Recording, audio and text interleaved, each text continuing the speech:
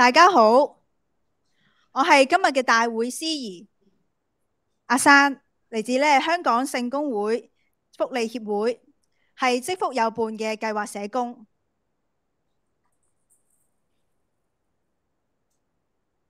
大家好，我係馮妙霞，今日大會司儀之一嘅阿妙。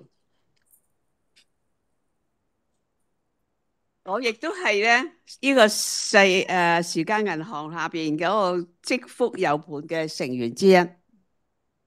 今日嘅研討會由香港聖公會福利協會主辦，陳庭華基金會為創始伙伴，而協辦嘅團體係香港時間銀行網絡平台、香港社會服務聯會，合作嘅單位分別有浸信會愛群、社會服務處、基督教家庭服務中心、香港婦女中心協會、香港聖公會麥理浩夫人中心、香港聖公會福利協會、聖雅各福群會、天之作為以及循道衛理楊震社會服務處。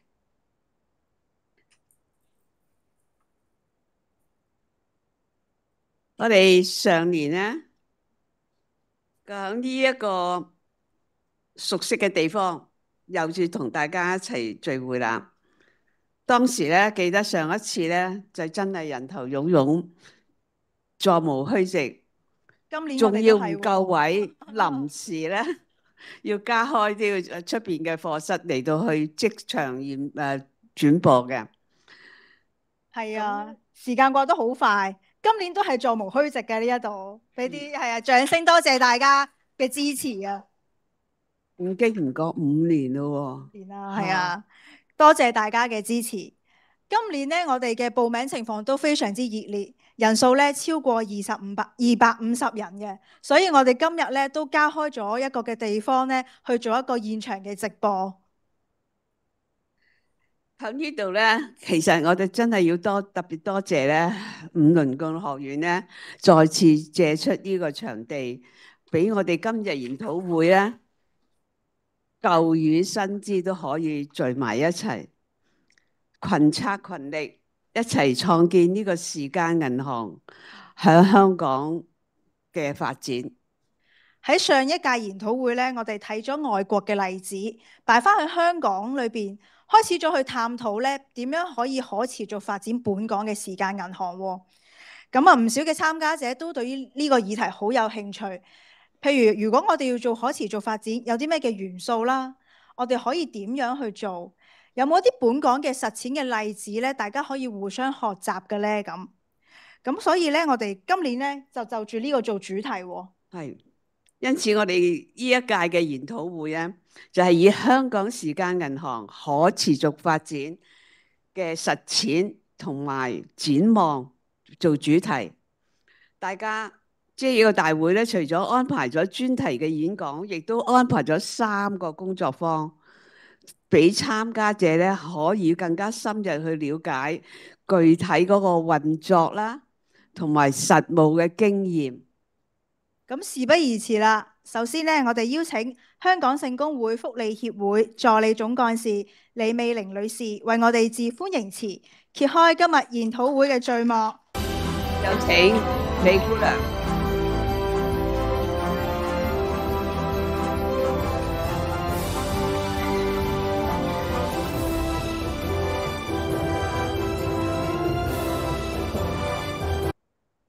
陳庭華基金會阿 Lawrence 同埋 Ruby， 香港大學社會工作及社會行政學系嘅 Tracy， 同埋香港五倫共學院嘅 KY， 各位嘉賓、各位朋友，大家好。咁今日真係好高興啦，能夠同大家一齊去席第5屆嘅香港時間銀行網絡嘅平台。同埋呢一個嘅研討會，同埋我哋一齊去慶祝我哋呢一個平台嘅嗰個形嗰個樣啊。可能即係有係啦，大家一齊，大家都好踴躍、好熱烈想去參與啊嚇。應該嗰個鏡頭大啲咁啊。可能咁子龍啊，呢個有冇得音響？因為我哋喺隔離房係啊，都有個直播嘅現場，所以大家咧已經好踴躍咧，係啊，要去討論啊咁樣。大過啲啊！不過呢個咧，大家唔好心急住，因為我哋陣間咧有互動交流嘅時間嘅。好，係啦，咁嗱，我哋今日咧，除咗有研討會咧，我哋亦都係會去慶祝我哋嘅平台嘅5歲生日嚇，我哋成立咗嘅5週年啊，咁樣嚇。咁咧喺5年前咧，喺陳庭華基金會嘅支持底下咧，就支持我哋香港聖公會將軍澳安老服務大樓咧有3個前後咧嚇，有3個嘅項目，直到而家嘅嚇。咁第一個咧就係一個叫積福，就係一個叫長者互助發展計劃。咁第二個咧就係叫千日在家有伴嘅呢一個項目。咁第3個計劃咧就係而家呢一個叫積福有伴。咁呢3個嘅項目咧，其實都係有一個共同嘅理念嘅，就係糅合咗社區經濟啦、時間銀行啦，同埋老有所為呢一啲嘅概念。咁咧就去扭轉咗我哋一向咧都以為長者咧都係一個接受服務嘅人嘅角色嘅嚇，但係其實唔係嘅。其實長者大家都知道㗎啦，我哋今日好似我哋今日嘅司儀啦嚇，阿 Miu 咁樣啦，就其實都係好多潛能啊，好多嘅能力啊咁樣嘅嚇。咁我哋咧就希望去透過即係去儲時分啦，透過一個去兌換嘅一個咁樣嘅機制咧，又加埋我哋去編織一啲嘅鄰舍嘅網絡啊、社區嘅互助嘅平台啊等等，咁就去幫到我哋啲長者咧喺居家安老咧能夠有更加多嘅支持。啲長者咧透過即係呢一個時分嘅兌換咧，可以攞到佢哋生活所需嘅服務啊，同埋一啲嘅即係實物啊咁樣嚇。咁咧就喺呢一個嘅項目上面咧，我哋亦都係好即係重視咧由下而上嘅。咁我哋咧就都係好支持啲長者咧，就能夠即係去成立一啲嘅執委會啊咁樣嚇。OK 嚇，成立一啲嘅執委會啊，咁等佢哋咧就可以喺個執委會入邊咧一齊去計劃啦，去做一啲嘅決定啊，同埋一齊去推行呢一啲嘅項目啊咁樣嚇。咁咧亦都喺社區上面咧，我哋都成立咗好多嘅自助小組啦，就安排啲長者去做呢啲嘅小組嘅組長啊等等啦嚇。咁希望咧都係可以支持我哋呢啲長者咧喺社區上面咧更加自主、更加有尊嚴咁樣去生活啊咁樣嚇。咁自從2023年咧，我哋亦都咧發動喺唔同社區入邊一啲嘅地區長者中心啦，咁就去招募一啲叫老友伴嘅義工嚇。咁咧呢啲義工咧就係其實係去即係去探訪我哋喺社區入邊輪候緊一啲長期護理服務嘅即係一啲嘅體弱長者嚇。咁其實呢啲老友伴咧，除咗即係透過即係一啲好真誠嘅陪伴啦，大家一齊有互動啊咁樣，其實佢哋唔係淨係付出㗎。咁我哋睇翻咧，其實佢哋都喺我哋呢啲嘅長者身上面咧，學到好多人生嘅智慧啊，都係得着好多嘅嚇。咁喺科技方面咧，我哋呢個項目咧，就自從係喺2019年開始，就同香港大學嘅電算機科學系，同埋香港應用科技研究院去合作啦。咁我哋咧就研發咗一個叫做積福2.0嘅手機應用程式。咁大家就可以好容易咁喺手機嗰度咧，就去睇啲服務啊，去做一啲嘅兌換服務啊咁樣嚇。咁呢一個嘅平台啦，就亦都升級為一個叫手牽手嘅一個嘅即係平台啦。咁而家咧有21個社福機構咧，都係應用緊呢一個平台，採用緊佢，咁啊大大去提升咗去即係去用呢個服務嘅效率啊咁樣。咁為咗去匯聚更加多嘅機構一齊去推動時間銀行咧，咁我哋福利協會咧就喺2020年咧就聯同咗7個唔同嘅組織咧，成立咗即係呢個叫香港時間銀行嘅網絡平台。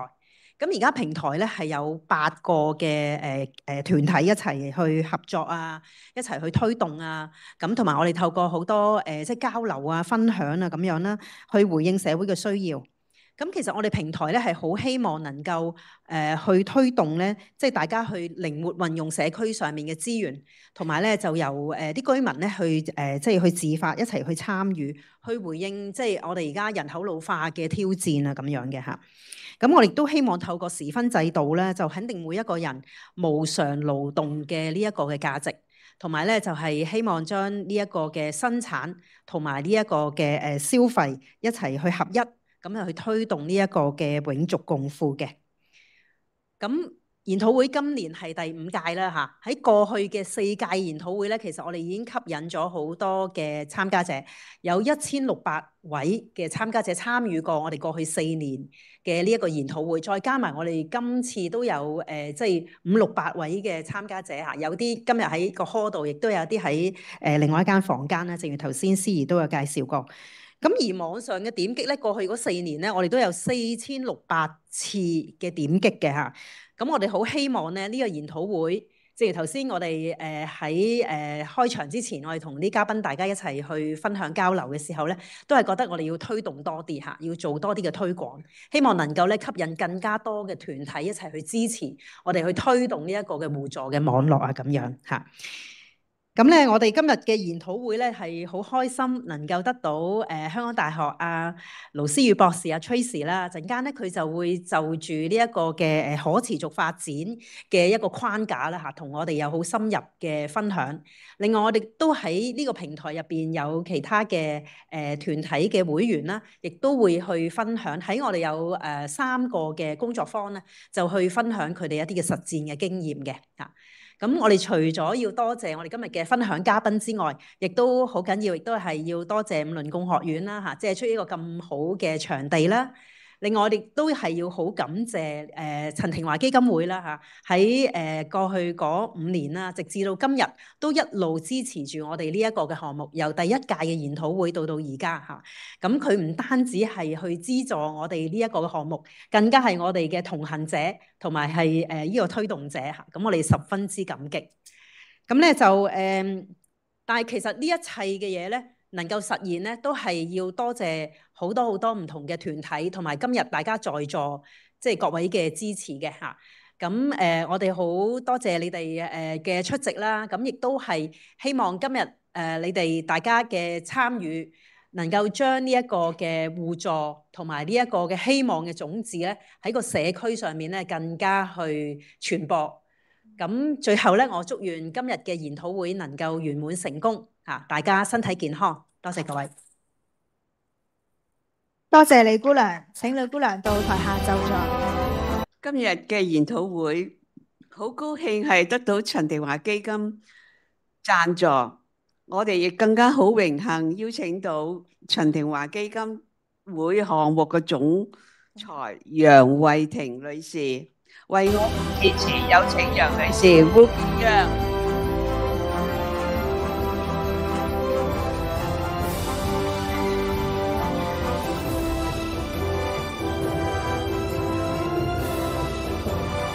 謝謝，唔該晒，多謝新生，多謝妙霞介紹我出場。咁多位好，Louisa 你好 ，Tracy Dr. Chang 陳庭華基金會嘅團隊，咁多位好相信時間銀行嘅朋友，大家好。咁首先喺度好開心可以代表到陳庭華基金會同大家即係分享啦。頭先咧 Louisa 一路講，我有個片段依然係喺個腦裏面好深刻，就係原來呢個平台都第5年啦。咁其實今日我哋有位舊同事阿 Win 都喺度。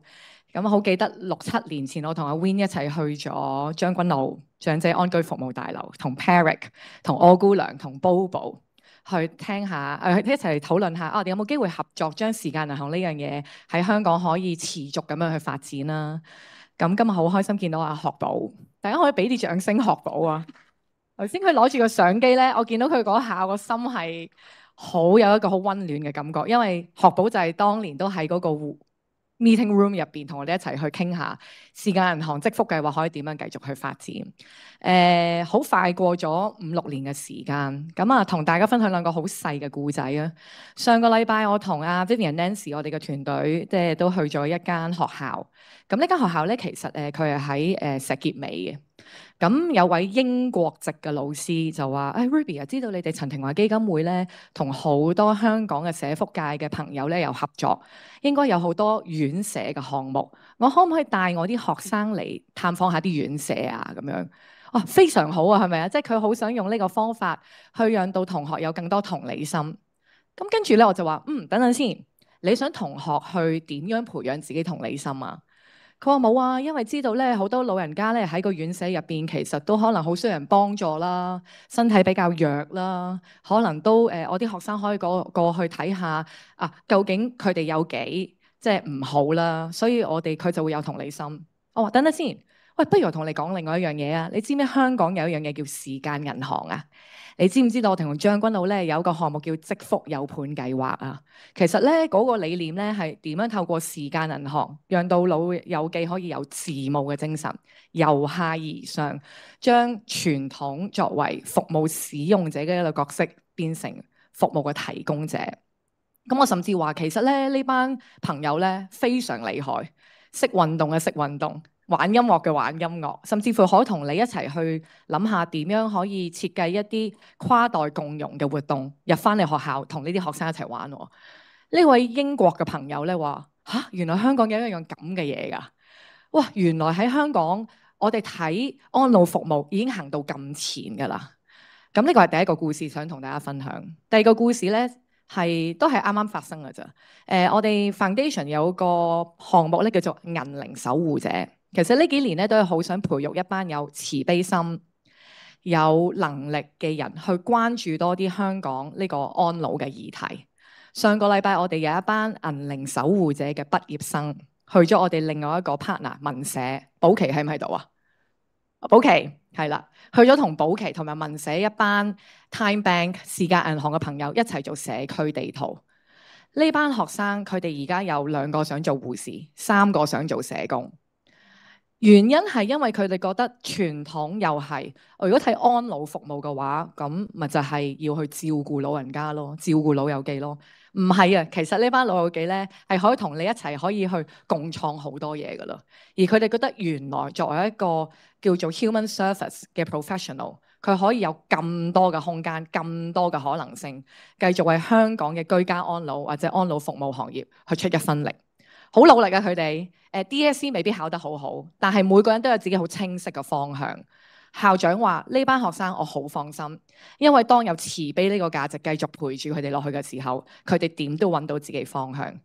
所以喺度好想講嘅就係，如果想時間銀行有得持續發展，好期待一陣 Tracy 嘅分享。呢大半年同佢一齊去研究點樣將時間銀行嘅研究方法變成更加積極參與嘅方法，我哋學咗好多嘢。同 Tracy 同團隊去傾嗰陣時，就係香港嘅時間銀行想持續發展，最緊要係要有教育嘅元素喺入邊。點樣讓到更多學生或者而家其實已經讀緊社工、護士系嘅朋友都有呢種嘅諗法呢？對基金會嚟講，呢個就係真真正正嘅持續發展。最後要多謝幾個單位嘅，第一好多謝聖公會嘅團隊 ，Patrick、Bobo、珊珊。咁多位積福嘅老友記、老友伴，係你哋咁多年前相信陳庭華基金會可以同你哋一齊同行。咁多年之前咧，其實我哋對時間銀行一竅不通，喺你哋身上學咗好多嘢。去到而家基金會可以有系統咁樣，更加有諗法睇下時間銀行喺香港嘅發展。呢一個合作對我哋嚟講係非常非常之重要，係再次多謝 Tracy。香港有人研究時間銀行，甚至乎同我哋一齊好有呢個理念地話，我哋要將呢個叫做積極參與擺落去呢個研究嘅方法。多謝你同埋你嘅團隊 Alex， 多謝 Alex。係最後好多謝在座咁多位相信時間銀行，你係老友記又好，你係研究社區經濟嘅又好，冇你哋去展現到俾其他人睇，其實香港嘅社會服務可以有咁多嘅創新嘅話咧，我覺得冇咁多人今日會有250幾個人嚟去嚟想聽大家嘅分享同埋做交流。係啊，咁最後啦，都講翻基金會啊，我哋自己有一個格言嘅叫持之以恆。點樣將慈悲每日用行動展示出嚟。其實時間銀行入邊有一個好重要嘅概念就係平等，我1個鐘同你1個鐘係一樣，而喺慈悲入邊平等係一個好重要嘅概念。所以最後祝大家可以繼續持之以恆，身心健康，生活愉快。多謝。多謝 Ruby， 請到台下就座。接下落嚟呢，我哋有頒發紀念品，有請陳庭華基金會行政總裁曾榮豪先生先到台上，有請曾生為我哋呢將紀念品贈送予香港五倫共學院社會科學院助理院長鄭錦元博士，有請鄭博士到台上接受紀念品。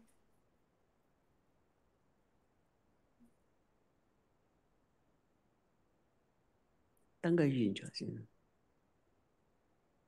多謝呢個五倫共學院咧，係借出呢個研討會嘅場地啦、設施啦，更加可鼓勵啲同學嚟到出席參與，等時間銀行嘅呢個意念咧，能夠可以喺新一代嘅社工繼續傳承落去。請兩位留步。跟住呢，我哋有請香港聖公會福利協會助理總幹事李美玲女士到台上，亦都嚟將我哋嘅紀念品贈送俾香港大學社會工作及社會行政學系助理教授盧思宇博士。有請盧博士。紀念品呢係以拼圖嘅形式拼湊出呢時間銀行可持續發展嘅框架。寓意咧喺社區度結連咗唔同嘅持份者，係大家咧一齊攜手去匯聚呢一個力量嘅。我哋請4位嘉賓啦，一齊喺台中間咧影一個嘅合照。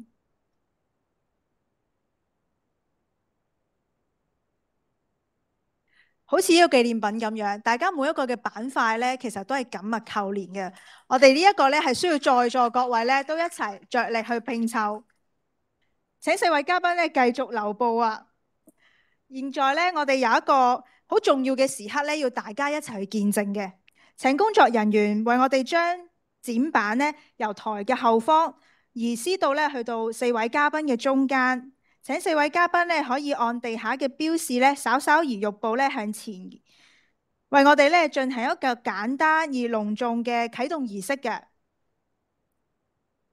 咁嘉賓手上咧會手持有時間銀行可持續發展嘅元素啦。咁喺啟動之前呢，我哋都請4位嘉賓一齊影相留念。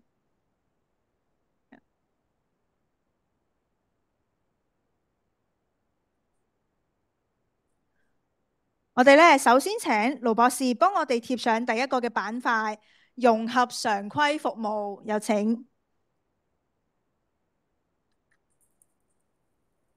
然後咧，我哋有請鄭博士幫我哋咧將推動跨界合作呢一個板塊咧都拼合入去啦。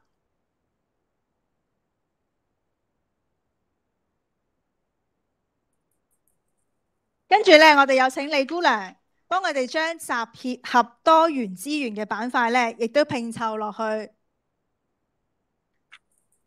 最後有請曾生幫我哋將咧識別潛在持份者最後呢一個嘅板塊都拼湊。多謝4位咧，為我哋將呢一個嘅拼圖咧逐一拼上，互相咧結連同埋緊扣埋一齊。今日我哋只係拋磚引玉，仲有好多元素係等到大家去發掘。我哋期待有更多元素可以一齊加落去。合力拼湊出一個本地化、在地化嘅可持續發展嘅框架。請4位主禮嘉賓繼續留步。而家咧，我哋邀請第一排嘉賓咧都到台上，一齊合照留念啦。先請第一排嘅嘉賓咧一齊到台上合照留念。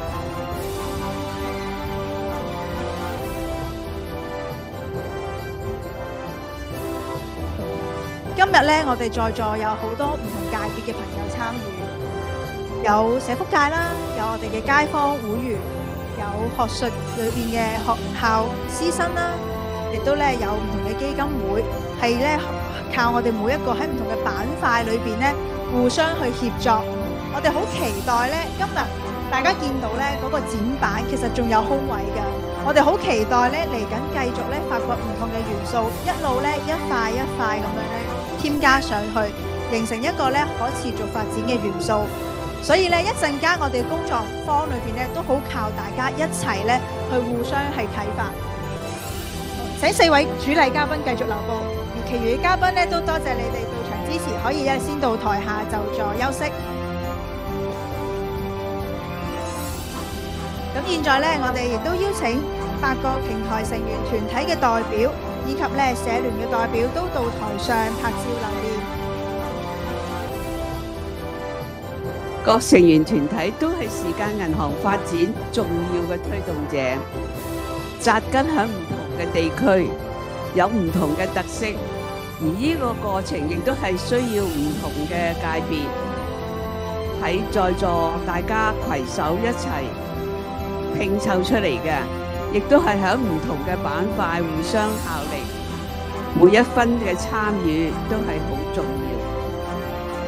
祝願咧我哋嘅時間銀行好似呢啲拼圖咁樣，繼續緊密互相扣連，為我哋嘅社區帶嚟無限嘅可能啦，同埋希望。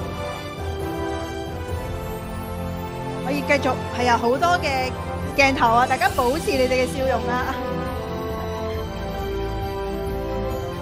好，多謝4位嘉賓，亦都所有嘅平台嘅代表同埋社聯代表，可以咧一齊到台下就座啦。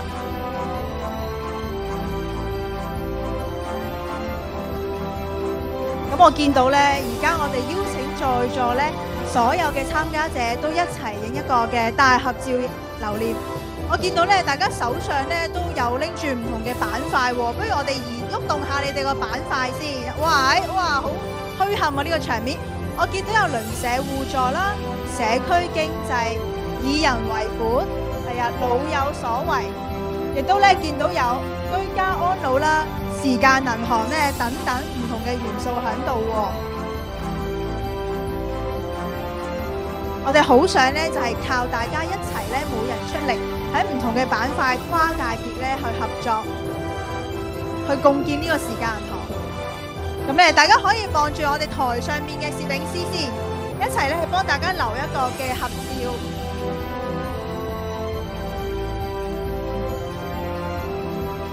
咁啊，左右兩旁嘅朋友咧，都唔好留收埋自己喎。我哋咧都可以係啦，睇到你個樣，俾個手指公啦，不如我哋一齊係啦，耶！係啦，左右兩旁我哋都影得晒㗎。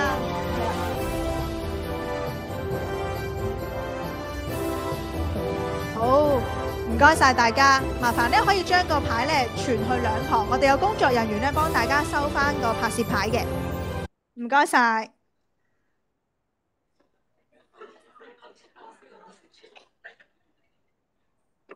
收晒先至開始啊，又要好鬆動。係啦，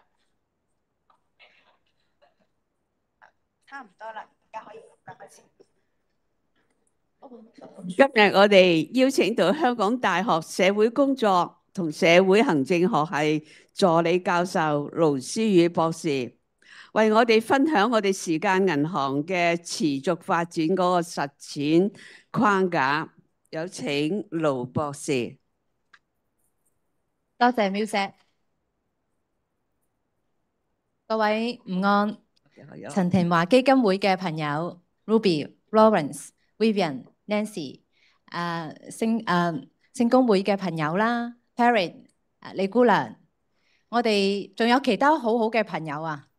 如果我要慢慢講嘅話咧，應該講晒個 talk 都未講完。各位嘅同工啦，各位老友記啦。好高興咧，又喺呢度咧同大家分享我關於香港時間銀行嘅一啲嘅研究啦。咁其實我喺去年有參加過呢一個平台嘅分享啦。咁過去1年咧，其實大家俾咗好多嘅機會俾我去了解更深時間銀行喺香港係點樣實踐嘅。咁如果你話今次嘅分享嘅話咧，其實係更多係我點樣向各位嘅老友記啦，各位嘅同工學習嘅一個嘅反思嘅，你可以係咁睇。咁開始之前咧，我又想分享一個故事嘅。咁我係前2個禮拜，亦都係參加其中一間時間銀行嘅一啲嘅慶祝典禮啦嘅時候，我聽到嘅。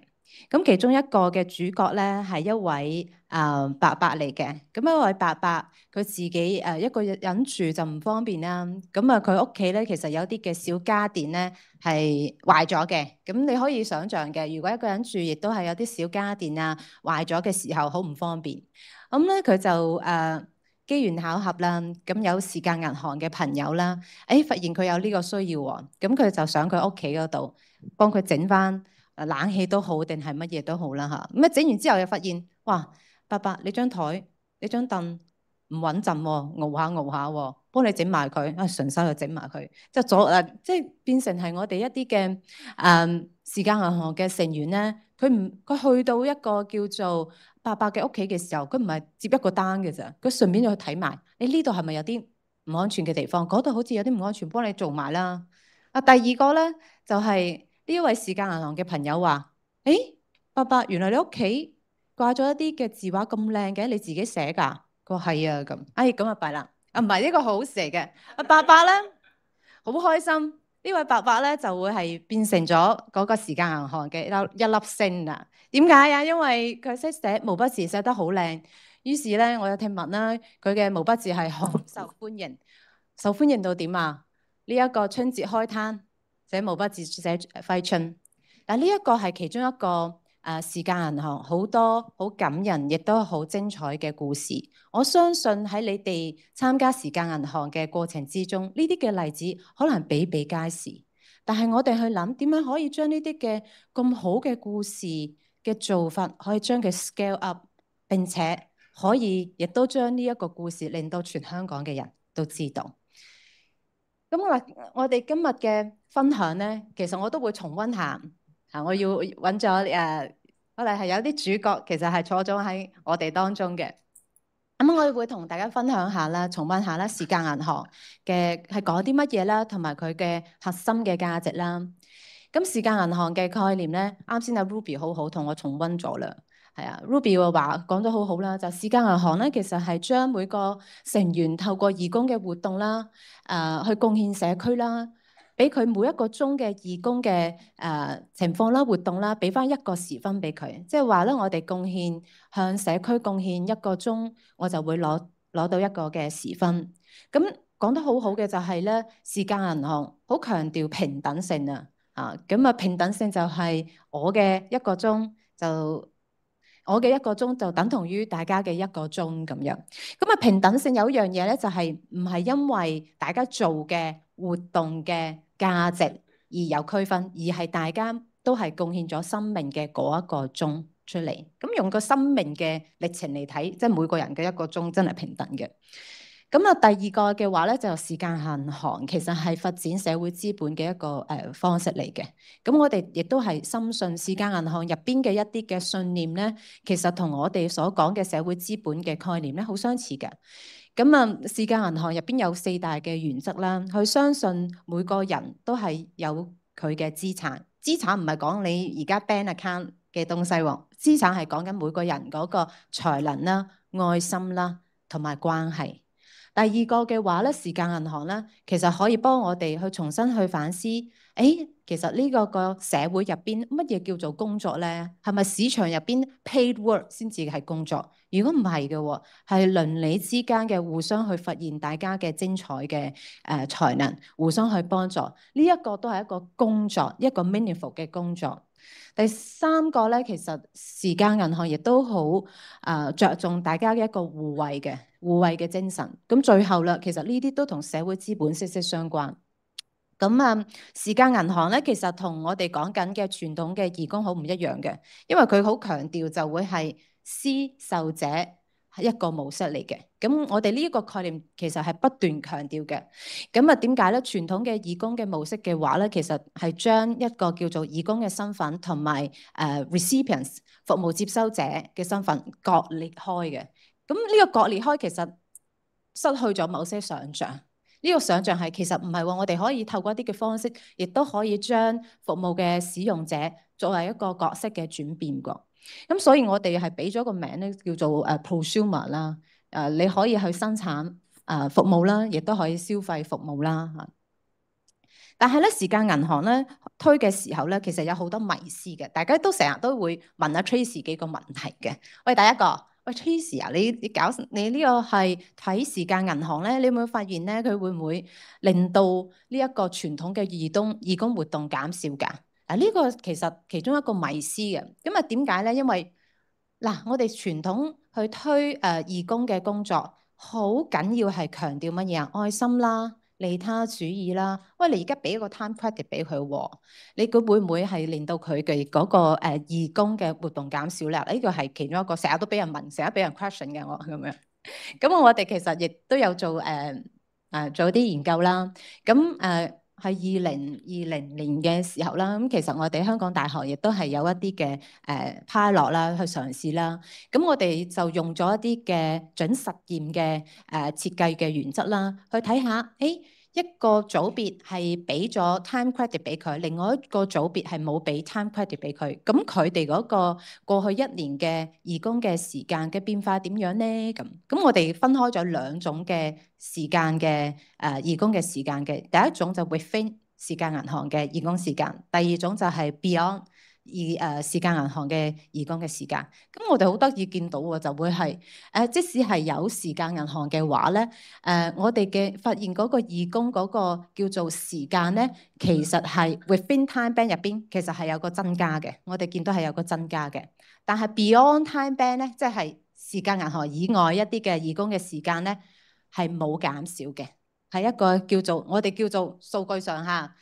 你知啊 Tracy 又講數據上係講緊一啲叫做 marginal 嘅increase 嘅 beyond time band，即係話咧，其實我哋講緊一樣好得意嘅東西，就係時間銀行有時間銀行，大家嗰個義工服務嘅時間咧係促進咗嘅，但係唔會排斥其他嘅無償嘅義工嘅活動。我覺得呢個 message 好緊要嘅。如果我冇講清楚呢個 message 咧，我估好多人唔夠膽用。其實我同唔同嘅NGO 嘅朋友亦都提呢一個概念啦。佢當然未開始做時間銀行，最大嘅擔憂就係呢一樣嘢，會唔會排斥走其他嘅義工活動，或者排斥走呢啲嘅叫做內在嘅做義工嘅動機？咁我哋暫時嘅而家嘅實證研究發現啦，係沒有嘅。第二個咧就會係。第二個迷思咧就係，時間銀行你俾多咗啲 time credit 俾佢啦，咁會唔會令到咧參加義工嗰個唔平等㗎？咁嗱其實我哋望一望咧其他嘅國際嘅經驗咧，同埋一啲文獻咧，其實佢哋會將時間銀行有一個好獨特嘅地方啊，因為我經常都俾人問咧，咁你時間銀行同埋傳統義工有咩特別啫？即係有咩區別啫？係咪？咁其中一樣嘢咧就係國外嘅經驗話。時間銀行有樣嘢可以促進到呢一個平等性，參加社區活動嘅平等性。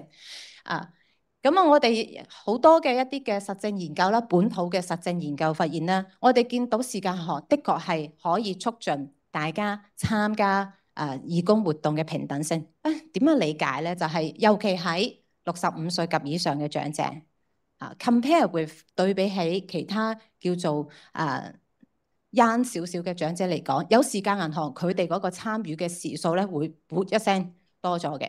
咁仲有一啲叫做較為基層少少嘅人啦，佢透過時間銀行，其實佢可以更加積極地參加社區活動。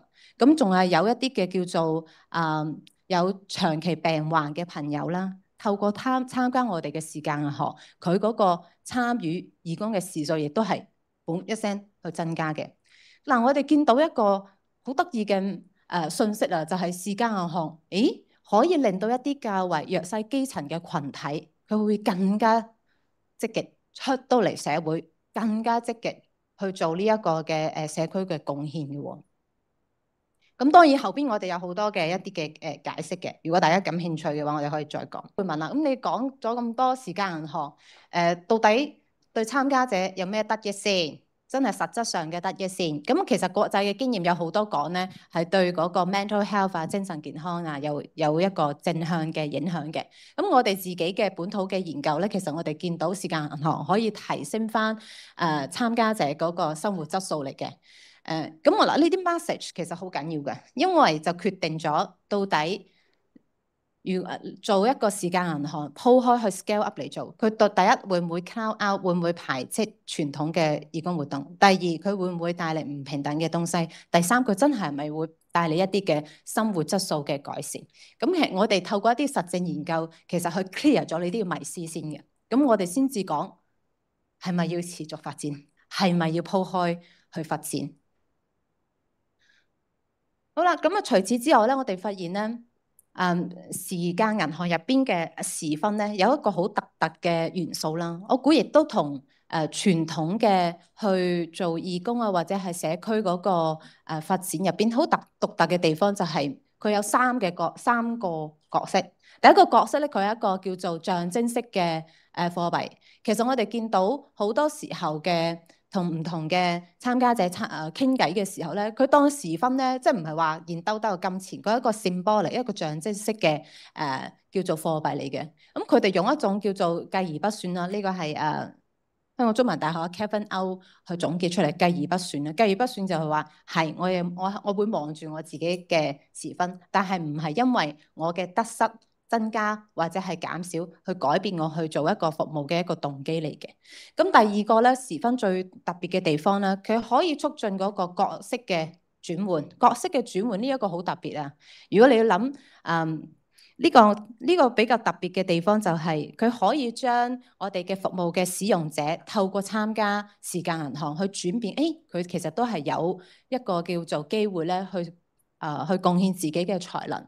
咁啊，第三個咧就係時分係一個叫做可以視為一個記錄小貢獻小成功嘅工具啦。咁當然係多得我哋 HinCare 嘅團隊啦。咁啊，大家可以見住 HinCare 嘅 account 入邊，係喎，我哋今次又係多咗幾個積分喎。咁呢啲係小貢獻小成功咧，其實係可以強化翻社區參與嗰個正向循環。嗱，呢啲係喺香港嗰個經驗入邊睇到嘅。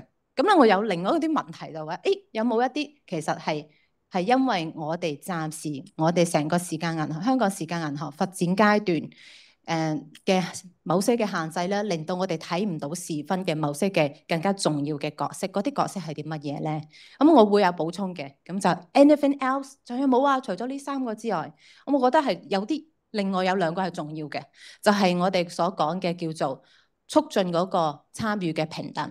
點解？因為時分，你諗下，如果我俾多個時分俾你 ，compare with 我哋喺個主流經濟入邊賺到嘅錢，我俾咗一啲可以喺社區流動嘅一啲嘅叫做貨幣俾你喎，咁呢個係額外嘅資源啊嘛，咁呢個係可以去彌補到某些嘅不平等嘅東西。咁第二個咧，我哋暫時喺香港嘅時間銀行發展入邊未有見到嘅。咁咧點解咧？其實我哋講時間銀行嘅發展咧，從日本啊、美國啊、英國啊，以及係瑞士嘅例子嘅話，好着重一個叫做可以儲係應該係對在座各位係比較有吸引力嘅字，儲同埋增值。咁由於我哋講緊嘅好多嘅時間銀行嘅支持嘅方式啦，可能係一個較為短期，而我哋就係因為咁樣嘅限制咧，我哋見唔到一個儲嘅功能。但係儲嘅功能正正係同我哋講緊嘅唔同嘅義工其他嘅傳統義工模式最唔一樣嘅地方，原來我嘅愛心，我嘅幫個人可以儲同埋用嘅。咁我哋希望下，如果我哋可以透過大家嘅努力，可以將呢一個嘅 anything else of 呢一個時間銀行嘅兩個角色，如果可以透過我哋努力，可以將佢實踐到出嚟咧，喺香港係一個好正嘅事情。好啦，咁我哋時間銀行喺香港咧遇到啲乜嘢挑戰咧？咁我相信呢張圖我過去一年都喺唔同嘅場合分享過㗎啦。咁我哋見到參加者其實雖然我哋不斷地去講，時間銀行同埋傳統義工係有區別嘅，咁但係咧，我哋都係見到一啲嘅傳統嘅理念啦，同大家參加時間銀行啦，其實都係仲需要多少少嘅教育同埋 promote 嘅，因為大家覺得我參加時間銀行係咪做傳統義工啊？咁依然有啲咁樣嘅迷思喺度嘅。咁第二個咧，我相信咧在座各位嘅老友記啦，參加時間銀行嘅成員啦，個個都可能係萬元戶嚟㗎啦，大家係存多用少嚇。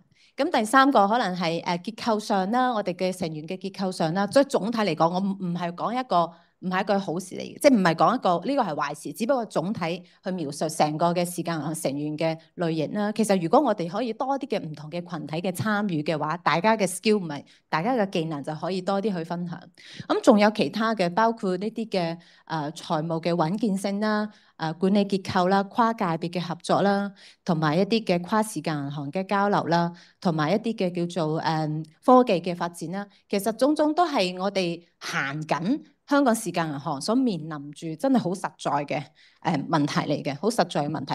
咁你話啦，嗱呢啲問題又點樣去影響到我哋嗰個可持續發展咧？其實當我哋去講一個新嘅 innovation。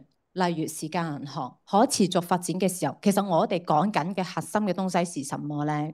咁如果我哋講可持續嘅發展嘅話，無非就係第一，佢會唔會 achieve 到達成佢想 claim 做嘅目標？例如時間銀行其實佢係想推動社會資本嘅發展，係咪？咁所以如果係講緊香港時間銀行所面臨嘅挑戰，其實講緊佢可唔可以持續地發展社會資本？其實再將佢再簡單啲嚟講，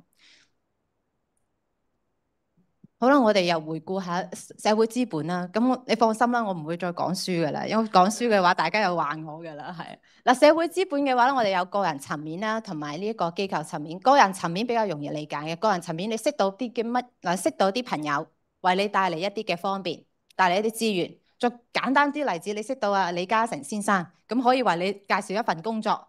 咁嗱，呢啲就係一個社會資本。咁組織層面係講啲乜嘢咧？唔使睇啦。個組織層面係講咩？社會資本係講緊我哋嘅機構啦、團體入邊之間嘅一啲嘅叫做理念啊、合作嘅框架啊、互相信任啊，令到大家可以走埋一齊做成一件事。咁呢個都係組織層面上嘅社會資本。好啦，咁我哋咧團隊咧，其實咧喺過去一年咧。我哋有去做一啲嘅研究啦，咁其實都係拜訪，我估計都有拜訪咗各位嘅時間銀行嘅成員啦，同埋同工啦。咁我哋就問佢哋，我哋就問啦，咁時間銀行喺香港要具備啲咩元素咧，你先可以達成你想 claim 嘅目標先，即係話可以發展社會資本咧咁。咁其實我哋去做咗一啲嘅focus group 啊，咁其實我哋總結咗幾個板塊嘅。咁第一個板塊咧，如果你想做時間銀行，真係可以促進社會資本嘅發展嘅話，我哋有幾多個板塊？我哋 total 有6個嘅重要嘅元素。第一個，梗係要俾啲互動嘅機會，俾你個成員啦。呢個好，即係呢個好容易理解。咁第二個你要廣納賢才啊嘛，係咪？要有唔同嘅成員嘅背景啊嘛。咁啊，第三個。你參加嘅活動一定係有意義，大家玩得開心。如果唔開心，佢應該唔會再嚟第二次㗎啦。咁啊，第四個嘅話咧，就會係，其實呢個有挑戰性嘅，就係要善於挖掘翻喺翻我哋社區入邊嘅資產啦，同埋我哋講緊成員嘅才能，並且透過一啲嘅唔同嘅形式啦，可以同佢哋進行一個技能嘅共享啦、共學。咁啊。第5個咧就會係有一啲嘅機制，令到可以係我哋嘅成員咧或者參加者有個角色嘅轉化，從一個過嚟參加下活動啦，到係唔係喎？原來你可以寫一手毛筆字嘅喎，不如你幫下我哋機構寫下啦。咁呢個係一個角色嘅轉變。呢個角色嘅轉變，除咗講緊嘅叫做參加者到服務提供者嘅話，其實都係有更深層次嘅，例如係服務嘅設計啦、執行啦同評估啦。咁最後咧就平等。嗱，呢啲唔係我噏㗎嚇，呢啲係我哋嘅一啲嘅實證嘅，或者係一啲嘅大家實踐上嘅經驗出嚟。如果我哋想用時間銀行去將我哋嘅社區更加緊密連接埋一齊嘅話，我哋要做到呢幾個元素係一個方向嚟嘅。嗱，幾個元素方向。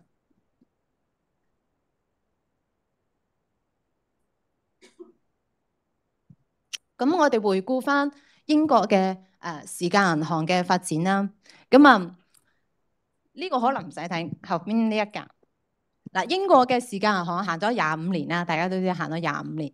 咁啊，佢哋好好，佢哋 CEO 咧就 send 咗呢一個框架俾我哋，去 share 俾我哋。咁我哋再認真去睇嘅時候咧，我哋再諗其實佢講啲乜嘢啊？即係雖然佢講咗成嚿餅，但係嗰嚿每一塊東西其實講咗啲咩咧？佢第一個咧就會講係認清呢一個服務差距同需要。其實我嘅理解就係你一定要植根社區，知道社區有啲乜嘢需要，有啲咩強項，咁同社區一齊去 develop 個時間銀行，咁先行得遠。咁第二個有啲咩清晰嘅政策同埋流程啊，等等啊，有啲招募新成員嘅流程啊，迎新流程培訓。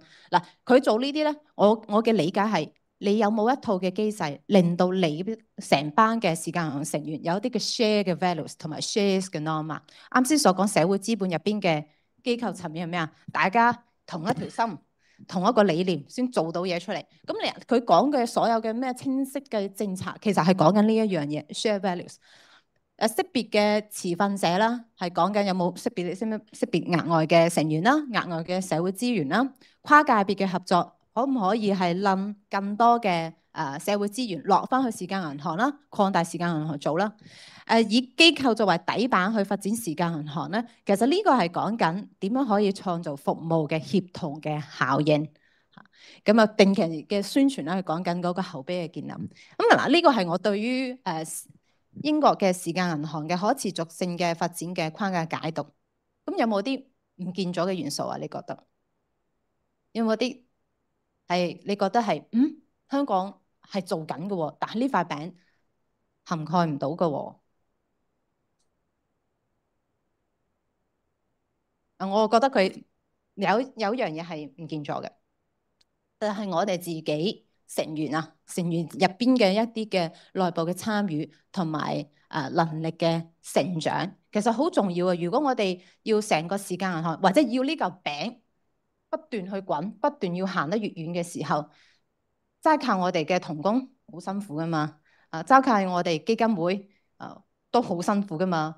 不如我哋一齊將呢塊餅或者呢個輪咧行得越遠嘅話，其實係內部嘅我哋講緊成員嘅成長好緊要嘅。嗱，我哋見到香港嘅一啲嘅實踐啦、經驗啦，我哋見到咧分3個方向，我會再講嘅。第一個就會係內部嘅時間銀行內部嘅參與啦。咁我哋見到呢個都係透過同大家去傾偈嘅時候總結翻大家嘅經驗嘅。咁我相信咧好多嘅時間銀行行緊第一步、第二步、第3步、第4步係大家嘅方向。第一步就係參與啦，你將我哋嘅成員去做一個叫做吸引佢過嚟去參與啦。第二個就係施售者角色嘅轉變啦。第3個令到佢可以去做多啲嘅服務嘅設計啦。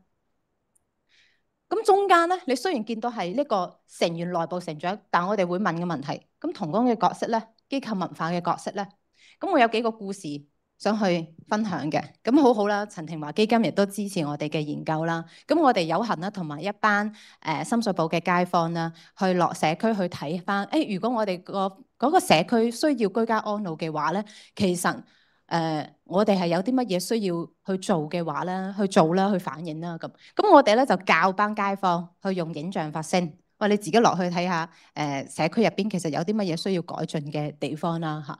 咁我哋好好啊，呢啲都係街坊影俾我哋嚟睇嘅嚇。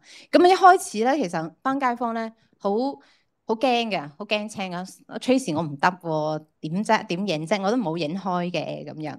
咁啊，但係佢哋又影到出嚟喎。咁影完之後咧，佢又可以同其他嘅街坊去分享。嗱，我哋原來有呢啲問題需要解決嘅。嗱，我有呢啲問題需要解決嘅。咁嗱，你見到嗰個轉變咧係好得意嘅。咁啊，最後咧，我哋亦都有啲工作坊啦，俾佢哋啦，係咪好難想像？呢啲全部都係街坊咧話俾我知。嗱，如果你想去做一個叫做居家安老嘅環境嘅話，嗱，你要做啲乜嘢？你要做咩？我哋諗到可以做啲乜嘢？呢個全部都係一個大家內自主嘅參與，同埋一個自主去講，我想個社區點樣？我想個社區點？咁喺呢個入邊咧，我見到個過程咧轉變係非常之有趣嘅。第一，大家係懷疑自己啊，但係咧，我哋見到我哋有唔同嘅同工嘅鼓勵啦，同工嘅同行啦，積極所以佢哋嗰個轉變開始係積極分享啦，同埋同工咧一齊去傾，我哋嗰個社區係點樣可以去發展，同埋主導嗰個策劃。我諗到計仔㗎，我諗到啲乜嘢計仔，我同你分享啦咁。咁中間其實我哋見到時間銀行咧嗰個核心嘅價值咧，佢唔係講緊時間交換同埋技能，不只是咁樣。其實你更加多係一個叫做可以促進個人成長同埋社區連結嘅工具。我形容為一個賦權同埋成長嘅旅程。仲有其他嘅我就唔講啦。咁我見到嗰個叫做時間銀行內部嘅參與同埋自主性咧，其實有3個嘅層面，其實可以值得去歸結經驗嘅。第一個就係成員嗰個叫做成長啦、賦權嘅過程啦，從一個旁觀者、參加者到一個平等合作嘅伙伴嘅關係。咁第二個咧就係我哋同工咧係出咗好多力嘅。同工嘅角色嘅轉變，其實喺實踐經驗入邊咧，係需要做一個嘅角色嘅轉變，從一個專業主導到一個真誠嘅同行，真係一個同行者。咁第三個咧，其實機構嘅文化咧，同埋思維方式都係轉變嘅。其實如果冇3樣嘢一齊去做咧，其實嗰個時間銀行內部嘅參與同埋自主性咧，係難以去維持嘅。好，咁啊，第二個方向啦，我哋去總結香港時間銀行嘅一啲嘅可持續發展嘅時候咧，大家好感興趣就係，喂，我可唔可以擴闊少少？我唔會單係我自己嗰啲機構玩，我可唔可以親埋其他機構玩啊？嗱，我哋有唔同嘅實踐嘅經驗嘅，嗱，呢啲都唔係阿 Tracy 作嘅，全部都係你哋嘅實踐嘅經驗嚟嘅。咁啊，我哋睇到咧有唔同嘅 pathway 有啲 pathway 出到嚟嘅。咁第一個以慈善為基礎合作啦，即係呢個噏啲乜嘢咧？我係俾啲例子嚟嘅。咁我哋見到一啲嘅時間銀行啦，其實好積極同翻社區入邊嘅小店去合作啦。咁佢講我哋個時間銀行係做啲乜嘢嘅？去同長者一齊去合作去做啲乜嘢？咁嗱，呢一個其實係俾到一啲嘅社區嘅持份者 buy in。係咁 buy， 哇係喎，我好 buy 你呢一個理念喎。咁我可唔可以倒呢2個飯盒俾你啊？今次倒呢2個飯盒俾你啊？呢個就係用 charity為基礎嘅合作。咁啊，第二個咧就會係有啲咧就會係不如我見到一啲嘅中藥店，呢啲真實嘅例子嚟嘅嚇，我聽咗好多。咁啊，啲中醫嘅一人店啦，可能係嚇，咁佢可能就唔需要未必有咁多人手，真係去做一啲嘅平時嘅清潔啦。咁啊，可以透過時間銀行去同翻有翻時間銀行嘅成員啦，可以幫手做清潔，咁啊可以有啲嘅義診，呢啲都係一次性嘅互換。咁啊，第三個咧，我哋見到啦，較為叫做深層次嘅一個合作，就係佢哋會有一啲嘅專門嘅跨合作嘅平台，真係由時間銀行去 hold， 由唔同嘅持份者一齊坐低去傾。我哋下一次係可以點樣去合作咧？咁嗱，藍色嗰個合作咧係體現到、係見到喺香港實踐到嘅。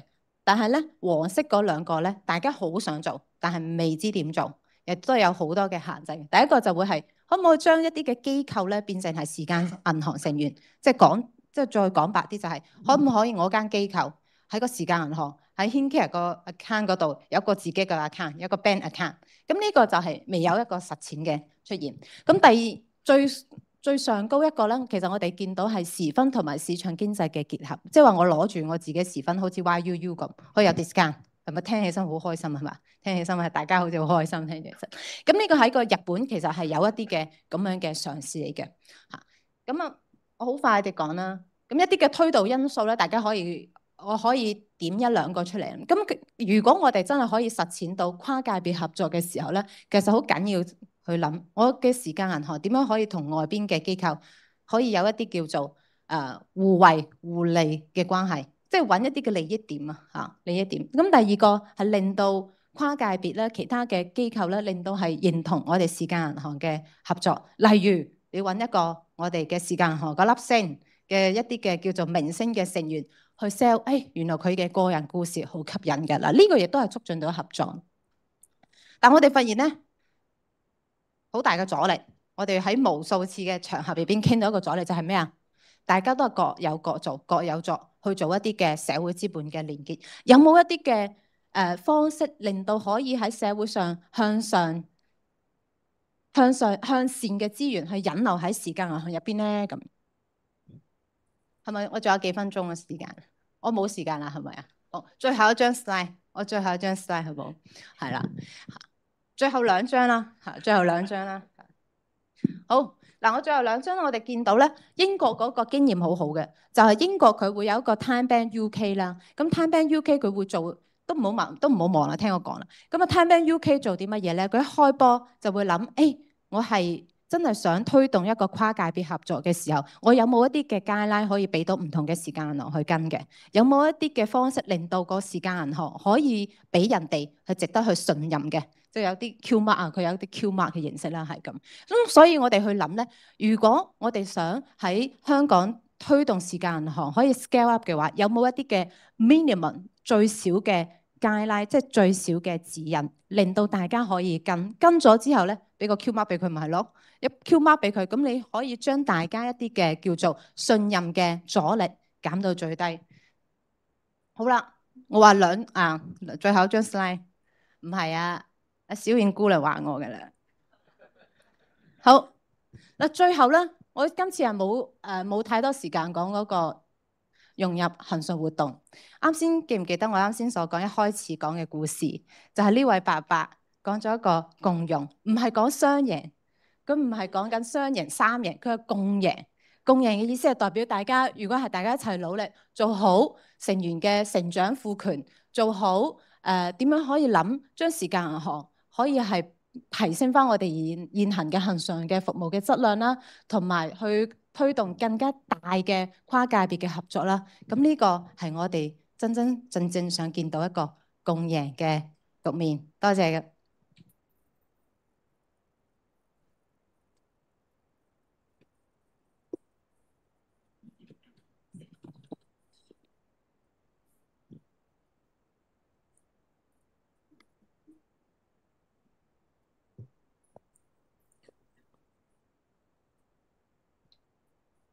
多謝盧博士，請你繼續留步啊！因為而家咧，我哋有10分鐘嘅對談嘅時間，大家可以把握機會咧，將頭先聽到過程入邊，可能你會有一啲嘅疑問啦。喺呢個時候咧，可以喺你個位裏邊去舉手，工作人員咧將支咪遞俾你啦，咁可以咧直接去做提問，咁就會由咧盧博士去直接同大家做一啲解答同埋延續嘅分享嘅。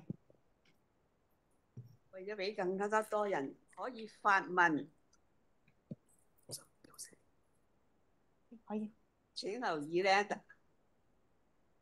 發問嘅時候盡量係精簡啦，而且先介紹咗你自己嘅名或者你代表嘅團體，每人咧都係至多係1分鐘嘅發問時間，把握機會，所以大家咁不如睇下在座我哋現場啦，有冇啲朋友咧都有啲疑問咧，可以喺你個位嗰度咧去舉手，咁我哋附近咧都會有啲工作人員可以將支咪咧遞俾你去做一個嘅發問嘅。有，麻煩同事係啊。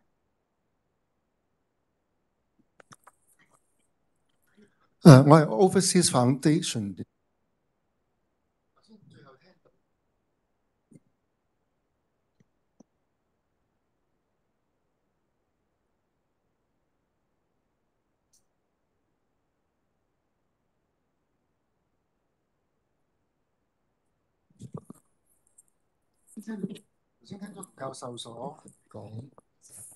頭先聽到陸教授講喺UK 嗰邊咧係有啲 quality 嘅方法啦。咁香港會唔會你都見到有啲 insight，其實可以成立一啲咁上即係呢個類別嘅方式，令到喺香港嘅時間銀行嘅機構將來都可以被認證咧？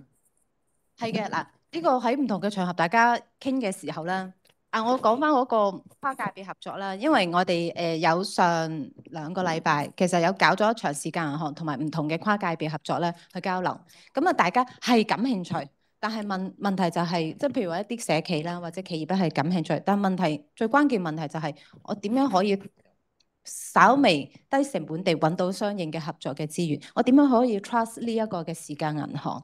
咁啊，所以我哋啟發咗我一樣嘢，就係時間銀行大家做得好努力啦，百花齊放，係啊，做得好好啊。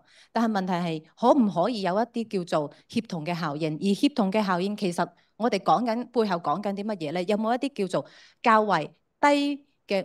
我英文咧叫做 minimum 嘅 guideline， 叫做咩啊？最基本最低最基本嘅係啦，多謝阿妙姐，非常之好。有冇啲最基本好 minimum 最基本啲嘅叫做 guideline 或者係制度？咁例如係啲乜嘢咧？你個時間銀行係咪真係做到一個賦權嘅果效？你個時間銀行係咪往緊呢一個促進平等性嘅合作？你個時間銀行咁你嗱呢啲可以變成係一啲嘅好最基本嘅 guideline 最基本嘅規則。如果你係時間銀行 fulfill 咗嘅話，滿足咗嘅話，我哋可唔可以俾一個叫做香港時間銀行嘅認證俾佢咧？而呢個認證可以令到想過嚟去合作嘅唔同嘅機構咧，或者係唔同社企啊、企業啊。你唔使下下都揾阿 Ruby， 唔使下下都揾 Peric 噶嘛，係咪先？好辛苦噶嘛，係咪？咁你可以一下子你揾到一個，都係 qualify 咗、認證咗嘅時間銀行嘅平台。咁我哋可以去做交流或者去做時分兌換嘅時候，就會係更加叫做高效啊、低成本高效地處理咗呢個問題。呢個都係其中一個 UK 我哋覺得係可以借鑑嘅地方。UK 嗰個係屬於一個邊一類型嘅 professional， 即係譬如話係一個ISO 啊嗰類啊，或者係 account 嗰部分啦。即係我意思係 auditing 嗰部分。因為譬如好似喺香港咁，聽你咁樣講，即係而家目前係未有嘅。而家係沒有嘅，係啦。咁 UK 嗰個都係一套嘅，佢有一個叫做聯合型嘅TimeBank UK 咧，係一個聯合型嘅時間銀行嘅機構啦，聯合型啦。咁其實佢講嘅一啲嘅 guideline咧，就唔係講緊finance 嗰啲咁 overall 嘅東西啦。咁就講緊你係咪真係有去做一啲嘅風險嘅評估啊、保險嘅制度？佢真係做得好技術化嘅嚇。咁我哋未必行呢個方向嘅嚇。咁你一啲嘅好基本嘅東西，其實已經係有一定嘅實踐嘅經驗咧，可以大家坐埋各界可以坐埋去諗，邊啲共識其實我哋可以傾嘅，傾咗之後我大家都往住呢個規則去行，好唔好咁樣？多謝盧博士嘅解答。咁睇下在座咧，仲有冇啲朋友咧？頭先都有疑問，把握呢個機會啦。有喎，後方麻煩同事。咁啊，可以講一講咧你嘅名啦，同埋所屬或者代表嘅團體嘅，然後提出你嘅發問。盧博士你好，我都係叫 Tracy 嘅，你好。你好。好多謝你嘅分享啦。咁你頭先都講到時間銀行係一個 means 啦，即係一個途徑去達到所謂賦權啊，同埋一啲社會資本嘅建立啦。透過呢個 framework 咁樣。咁你頭先都有講到有一啲 restrictions 嘅，即係可能有好多條件都available 到啦，咁先可以達到時間銀行隨即觸發呢一啲咁樣嘅效果啦。咁但係其實除咗時間銀行之外，有冇其他方式都可以做到呢個社會資本嘅建立咧？同埋因為我前線嘅經驗都睇到啲街坊可能嚟幫手或者去做社會服務，未必真係為咗啲時分嘅。可能佢哋你頭先都講到話儲咗好多，但係其實都唔係用好多。咁會唔會有一啲 reward 未必係用時分俾佢哋，但係其實都做到一個 empower 到或者繼續持續推動到去參與嘅功能咧？係啦。呢個就會係第一問嘅，就係除咗時間銀行之外咧，有冇其他嘅手法啦，可以推動社會資本嘅發展？尤其係講緊參加嘅街坊嘅成長，係咪可以咁樣理解呢個問題？我覺得呢個問題問得好好嘅，因為除咗時間銀行嘅除咗時間銀行呢一個模型之外咧，的確有好多好多。咁如果你請問你係咪同工？同時係啦，咁其實我哋睇翻書本啦，可能阿莫 Sir 更加清楚嘅。咁我哋一啲嘅 ABCD 嘅 model 啦，咁Tracy 唔講書啦嚇。其實有好多嘅模型咧，或者係好多嘅方式可以推動到社會資本嘅發展嘅。咁你見到咧，時間銀行入邊嗰個6個嘅元素咧，其實好吻合嘅，同我哋嗰個叫做資產為本嘅社區發展嘅框架啦，同埋一個叫做社區嘅參與嘅等等嘅方式啦，好相似嘅。佢嘅好重要嘅原則一樣，就係要識得發掘我哋嗰個成員嗰個才能，同埋有機會俾佢施展所長。第二個咧就係呢一個嘅叫做參與咧。大家一定覺得係有意義，冇意義咧，佢應該第2次、第3次都唔會嚟㗎啦。第3個嘅話，你係大家嗰個參與咧係有一個平等感覺喺度。咁呢啲係好重要嘅元素，或者我哋真係教講緊社區發展嘅時候好重要嘅元素。咁我可能咁籠統地同你講啦。如果一講書嘅，我哋可以落邊再詳細去討論，好冇？好，最後一條問題啦。多謝大家好熱烈提問。Hello， 係殯儀社企一齊重簡嘅 Patricia 係我想問下咧，即係例如我成日都社企咧，都成日有人問我可唔可以做義工嘅，我就係諗緊啊，即係我自己做殯儀嘅工作㗎嘛，咁但係做義工就即係好奇怪啦，叫佢哋咁，但係我點解我最近呢幾次都嚟參加時間銀行，因為我覺得我哋做殯儀有樣嘢好就係我哋到60歲咧先黃金年齡嘅，即係好似中醫咁，我哋可以做到死為止，我哋做殯儀係可以咁，所以其實佢可能係有機會跟下咧，最後佢可能60歲先開始做都未遲嘅呢啲咁嘅義工，咁但係做下佢可能真係會做到變咗佢可以真係做到我哋前線同事嘅工作，尤其是因為佢哋嘅年紀可能仲同翻我嘅客人係更加相近嚇。我係做老闆咧，有時啲人唔識我咧，就以為我係僆嚟喺嗰間公司度咁，但係呢個係 OK 嘅，咁所以我覺得即係可能呢個係有 potential， 即係佢哋已經唔係淨係時間銀行嗰個換時分，佢做下佢可以成為咗員工咁樣嘅意思。我呢個問題係咪有冇呢啲咁嘅例子嘅咧？其實哇，呢個問題好難啊！好好嘅，呢個問題非常之好嘅。其實嗱其實呢個問題去諗緊一樣嘢，就係時間銀行嘅成員可唔可以再晉升為我哋叫做 paraprofessional 嘅朋友，或者甚至係會唔會點稱呼你 Patricia 可唔可以同 Patricia 一樣有個平等嘅伙伴嘅關係？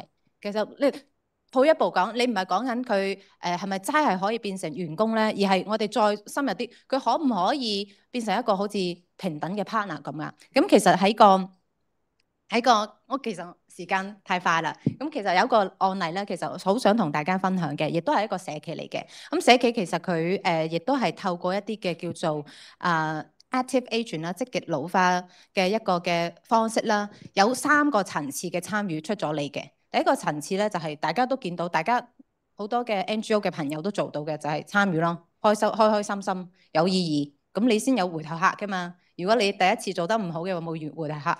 第二個咧就係角色嘅轉變啦，角色嘅轉變從一個叫做參加者變成一個無償嘅義工嘅 mentor 啦。咁 mentor 乜嘢都好，可以自己去行山啊，即係帶一班老友記去行山啊。咁呢啲喺 NGO 應該係比較難做啊，你要話出去行山啊嘛，真係有 risk 嘅。第三個嗰樣嘢咧，可能有機會回應到，就係話咧將老友記一啲嘅專才，例如寫毛筆字啊。例如去教人呢啲嘅花啊，專才咧，去將佢點咧，去推銷喺企業、學校、教會等等嘅跨界別嘅合作方。咁佢哋嘅角色咧，又已經係從一個純粹嘅參加者叫做義務工作，變成咗可能係同你一個平等嘅合作伙伴咯喎，因為你可能變成咗一個橋梁，介紹佢去更多嘅學校啦、教會啦，同埋一啲嘅商界啦，去將佢哋呢一個技能其實我聽到有好多成功嘅故事㗎，呢個技能可以將佢包裝為一個好細嘅 small class 細嘅課程咁佢個錢唔係好緊要，即係錢啊多少少唔係緊要，而係嗰種認可啊，同埋社會嗰種係喎，哇你咁犀利㗎，呢朵花係你整㗎。咁犀利㗎！哦，原來你又可以寫毛筆字咁犀利㗎，可以教翻人哋。咁所以其實係有一啲咁樣嘅案例，就我估應該係我哋未必會叫佢哋做係 paid staff，而係一個叫做平等嘅合作伙伴嘅關係。咁除此之外咧，其實我哋都係探討啦，係另外一個項目嘅。其實我哋同另外一啲基金會去傾咧，其實我哋嘅時間銀行成員咧，可唔可以進一步咧去 take up 多少少我哋同工嘅一啲嘅角色嘅？咁我哋其中一個嘅叫做 idea 咧，都即係可以同大家分享。我哋見到好多嘅一啲嘅叫做有 demand 嘅朋友喎，有認知障礙嘅朋友嘅喎。咁我哋見到最好嘅一啲嘅呢一個叫做 evidence 咧，就係叫做認知刺激治療啦。咁當然再加運動。對於嗰個延緩認知障礙呢一個過程咧，其實係較為好嘅。咁嗱，但係咧，我哋過往咧都係揾啲 OT 啊、社工嘅同事啊去 take up 呢個 role，好貴，亦都好 time consuming。咁我哋喺度諗啦，會唔會可以係時間銀行嘅成員，可唔可以幫佢去做啲 training，令到佢真係可以將一個認知刺激治療呢一套係一個非藥物嘅手法，大概係14節7個禮拜嘅方式，係一個叫做可以係 group base 一個叫做 group base 嘅方式去做。咁我哋係探討緊，除咗啱先所講你講嘅社企嘅模式，其實喺翻恆常嘅活動入邊，我哋有冇可能咧，將時間銀行嘅成員咧，可以將佢培養，同埋我哋同工一齊，都係合作伙伴啊，係咪？佢可以 deliver 一啲嘅叫做稍微專業嘅知識啊 ，para-professional 嘅知識嘅。咁其實呢啲嘅討論都係喺度嘅。唔知可唔可以回答呢個問題？多謝。多謝大家嘅提問同埋盧博士嘅回應啦，帶領我哋一齊去思考咧，其實成個可持續發展嘅框架，亦都總結咗啲好重要嘅因素啊。咁由一啲成員點樣去做內部嘅參與啊，去到啲跨界別嘅合作，亦都我哋頭先有講，係咪同常規服務嗰度其實可以開展去探索咧咁樣。咁我哋不如再一次俾熱烈嘅掌聲啊，盧博士啊。咁我哋個討論未完嘅喎，Miu。係啊。承接住主題，我哋咧係要入咗分組討論呢一個環節，俾各參加者同埋平台咧嘅團體進行互動、分享同埋交流具體實務嘅經驗。工作坊嘅主題有3個。主題1：如何識別潛在持份者，得以促進跨界別合作。主題2：時間銀行成員事務嘅建設與想像。主題3：時間銀行同常規服務嘅融合。